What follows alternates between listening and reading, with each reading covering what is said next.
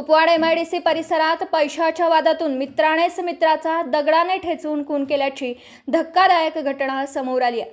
ही घटना काल 6 ऑगस्ट मध्यरात्री 12:30च्या सुमारास घडली असून मयूर सचिन साठे वय वर्ष 25 राहणार सोनी याचा खून त्याचा वर्गमित्र प्रताप चव्हाण वय वर्ष 25 राहणार सोनी याने केला असल्याची माहिती पोलिसांनी दिली आहे। प्राथमिक माहितीवरून दोघांमध्ये काही दिवसांपासून आर्थिक वाद सुरू होता।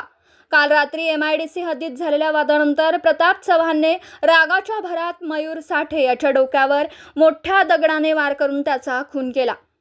घटनेनंतर सकाळी प्रताप चव्हाणने स्वतःहून कुपवाड औद्योगिक पोलीस ठाण्यात हजेरी लावली।